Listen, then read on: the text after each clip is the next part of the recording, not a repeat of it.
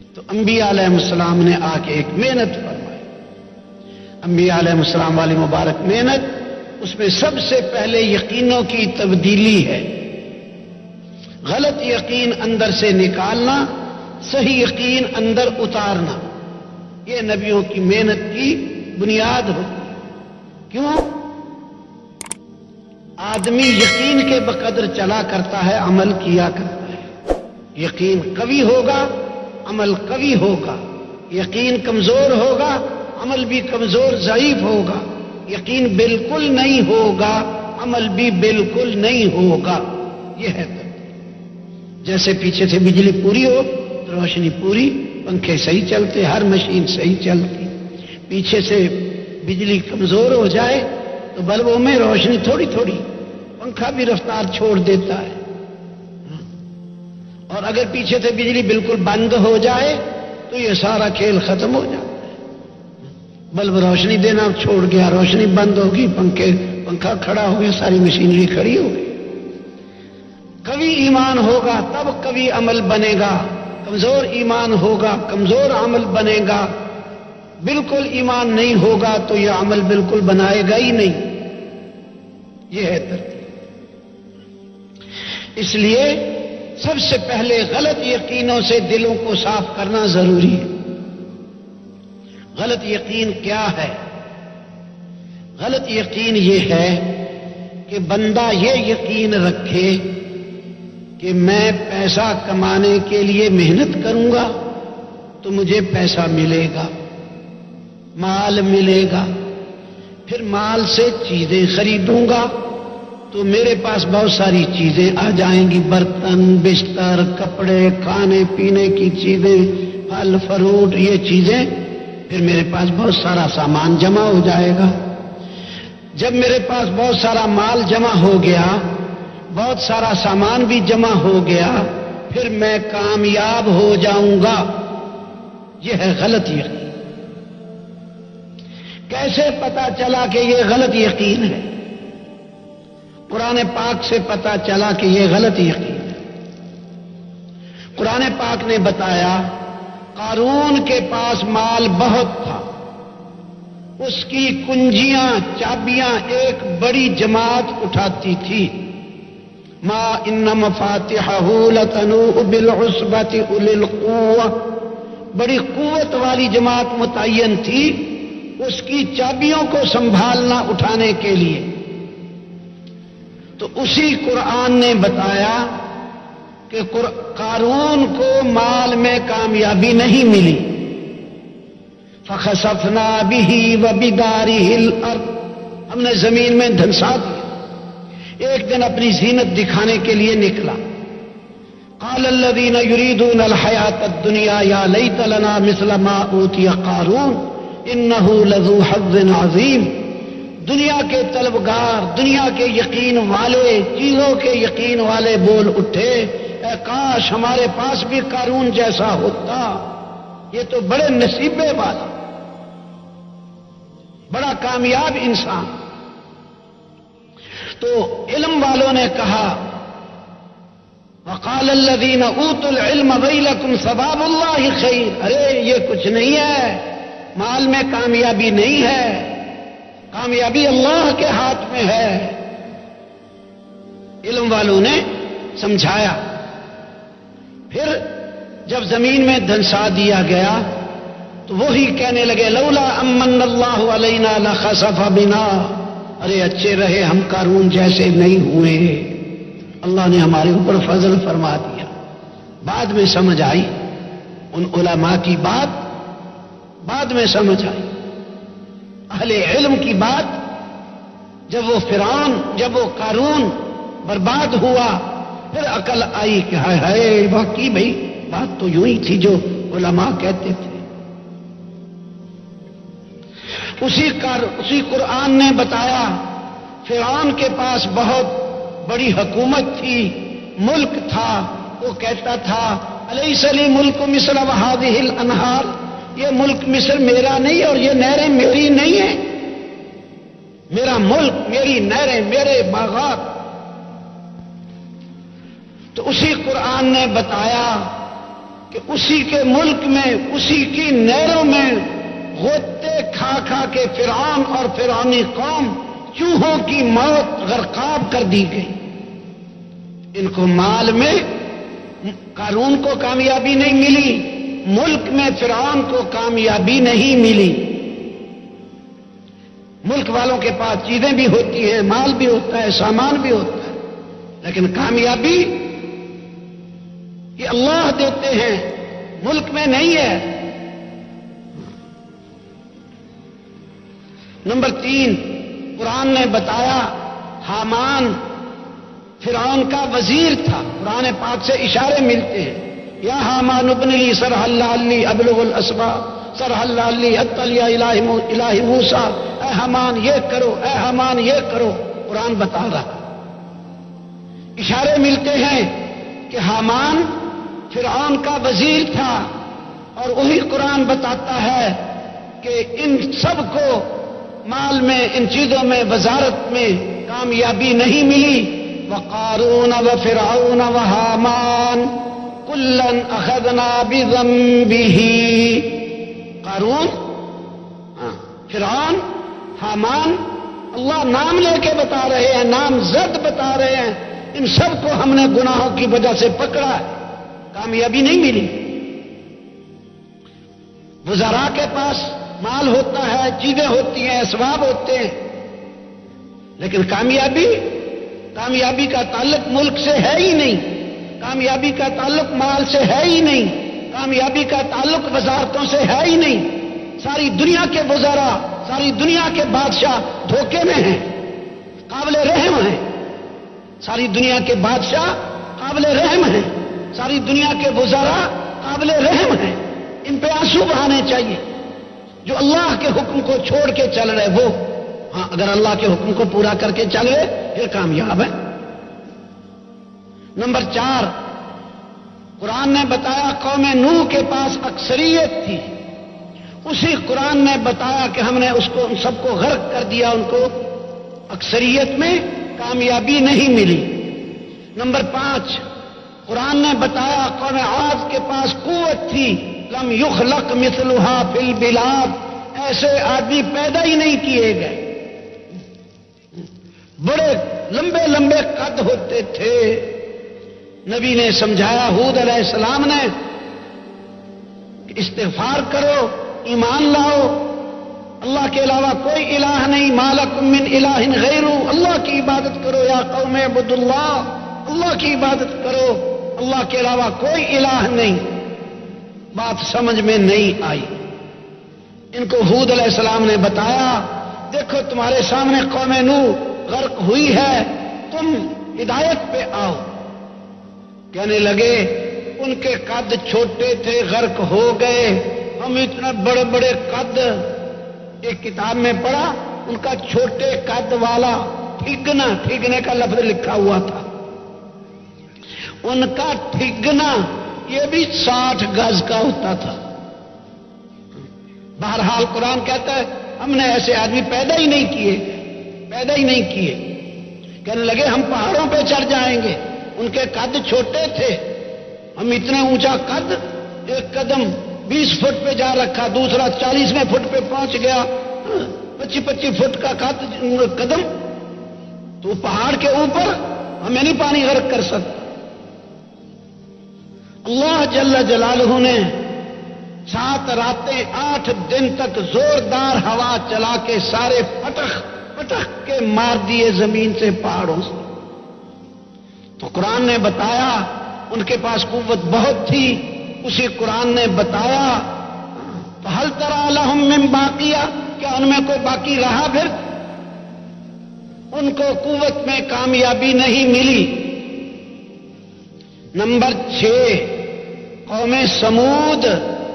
یہ وہ بنیادیں ہیں جو عرض کی جا رہی ہیں، جو آج انسانوں نے ہم نے بنا لی ہے کامیابی کے لیے. قرآن ان سب کو ٹھکرا چکا ہے، رد کر چکا ہے، ان کی مثالیں بیان کر کے جگہ جگہ سمجھا چکا ہے. وہ بہت نادان ہوگا جو انہی بنیادوں پہ پھر زندگی اٹھائے، قرآن کو نہ دیکھے. قوم سمود ان کے پاس صنعت.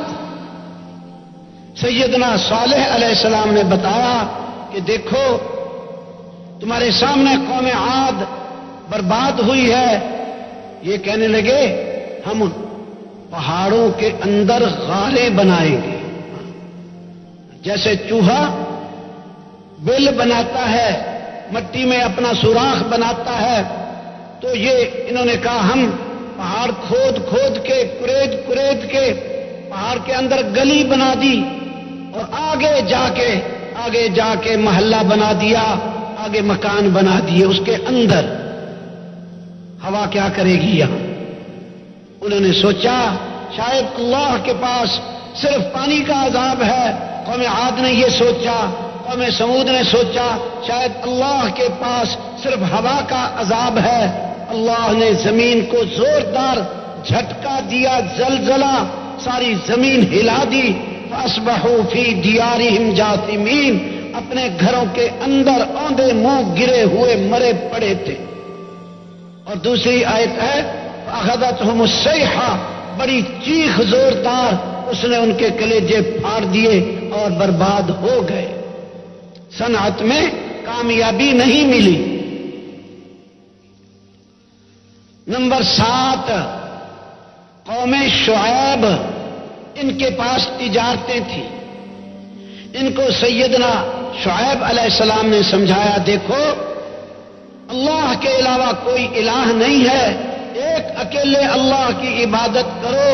یا قوم اعبدوا اللہ ما لکم من الہ غیرہ, اللہ کے علاوہ کوئی الہ نہیں ہے. یا قوم اوفوا المکیال والمیزان ولا تنقصوا المکیال, ناپ تول پورا کرو, ناپ تول میں کمی نہ کرو. ان کے لینے کے پیمانے اور تھے, دینے کے اور تھے, کم تولتے تھے. سمجھ میں نہیں آئی بات. کہنے لگے لولا رہتک لرجمناک وما انت علینا بعزیز, اگر تیرا قبیلہ اور کنبہ نہ ہوتا تجھے پتھر مار مار کے مار دیتے, تو کوئی ہم پہ غالب تھوڑا ہی ہے. اور نبی کا جواب سنو اور حیران ہو جاؤ. یہ کہتے تیری قوم کا ڈر ہے ورنہ تجھے مارتے. کوئی ہمارے جیسا نادان ہوتا تو اپنی قوم کی اور بھی دھاک بٹھاتا ان کے دلوں میں کہ ہاں ہماری قوم ایسی, ہماری قوم ایسی. آج ساری دنیا والے اپنی قوم, اپنے قبیلے, اپنی پارٹی, اس کی قوت کی دھمکیاں دوسری قوم کو دیتے ہیں. یہ زبردست نادانی ہے. وہ تو اللہ کے نبی تھے, انہوں نے کیا پیارا جواب دیا, یا قومی ارہتی اعز علیکم من اللہ, ارے میری قوم اللہ سے بھی زیادہ قوت والی ہے, میری قوم سے ڈرتے ہو, اللہ سے نہیں ڈرتے ہو.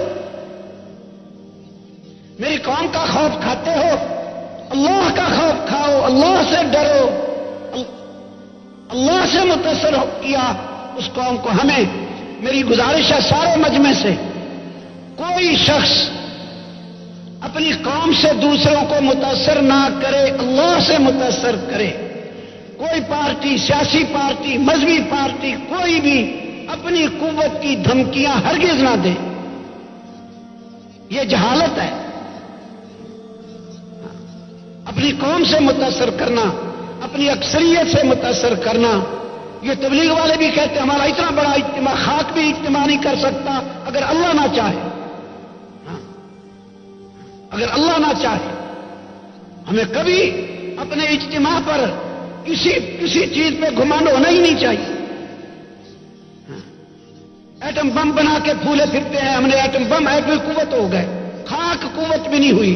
لا حول ولا قوت الا باللہ, یہ روز پڑھتے ہیں. یہ تو ہمارے کلمے کا جز ہے, ہمارے ایمان کا جز ہے کہ ہم قوت اللہ کی تسلیم کریں. اللہ کے غیر کی قوت کی کوئی حیثیت نہیں. سب خاک بھی نہیں ہے. ہاں اللہ چاہے گا کسی چیز سے تو ہو جائے گا, اللہ چاہے گا تو ہو جائے گا. تو شعیب علیہ السلام نے سمجھایا, لیکن اللہ کی شان, جب بدبختی آتی ہے تو صحیح بات پھر سن بھی لیتا ہے بندہ لیکن اسی ڈگر پہ چلتا رہتا ہے. یہ انسان کی بدبختی ہوتی ہے.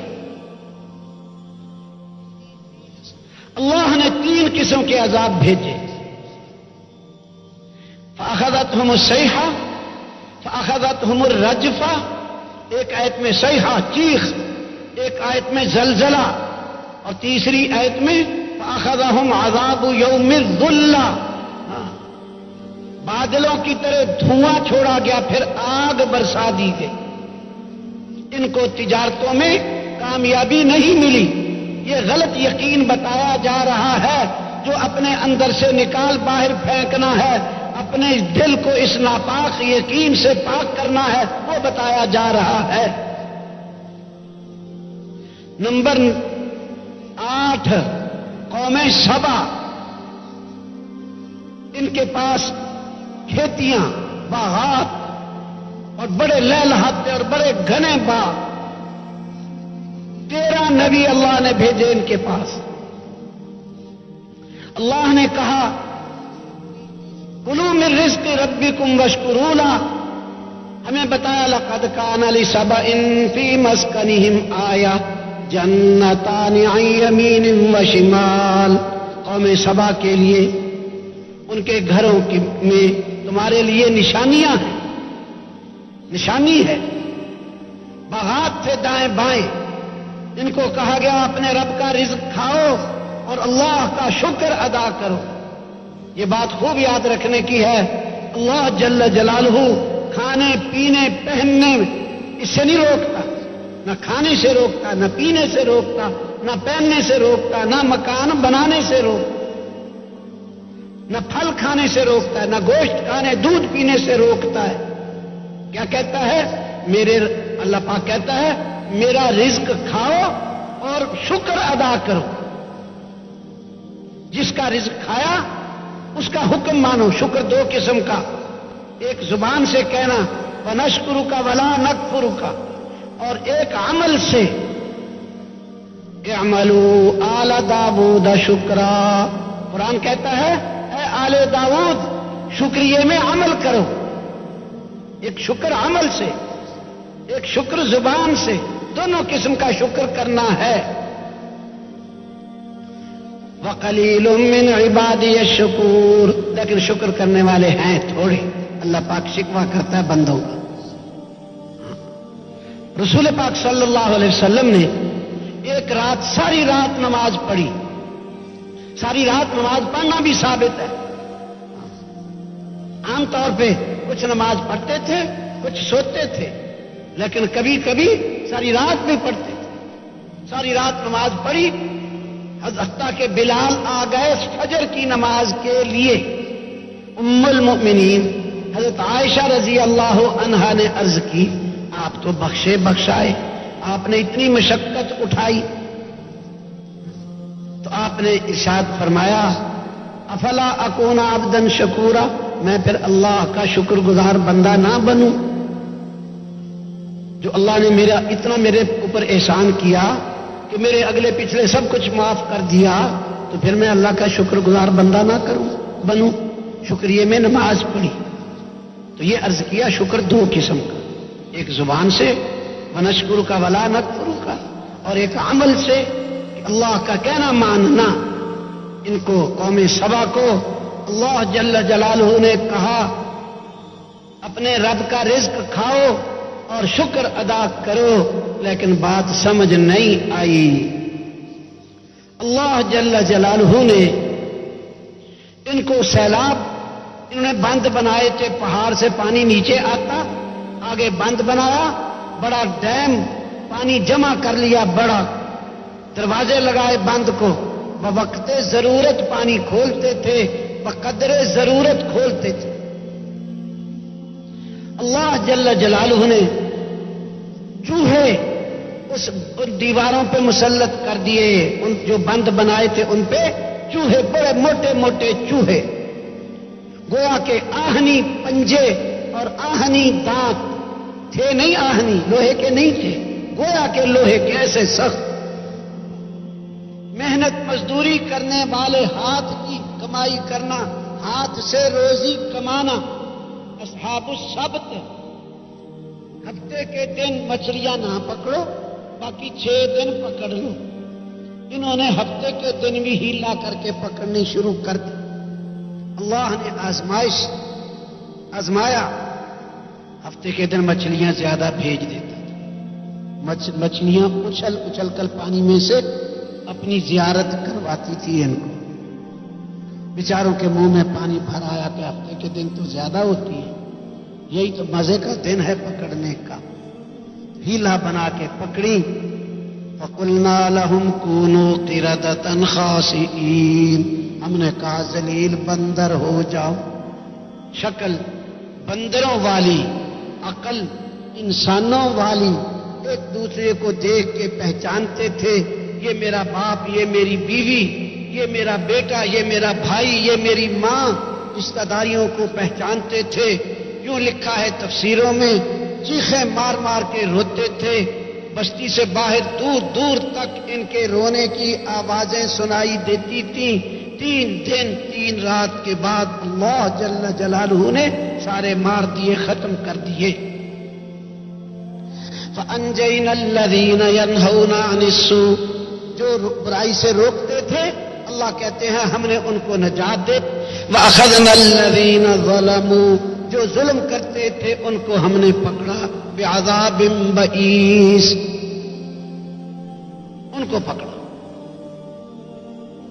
جو ان کو کہتے تھے دیکھو اللہ کا کہنا مانو، ارے برائی سے رک جاؤ، اللہ کی نافرمانی سے رک جاؤ، قرآن کہتا ہم نے ان کو نجات دی۔ فَأَنْجَيْنَا پارا فَأَنْجَيْنَا الَّذِينَ يَنْهَوْنَ عَنِ السُّوءِ، ہم نے روک دی، ہم نے ان کو نجات دی۔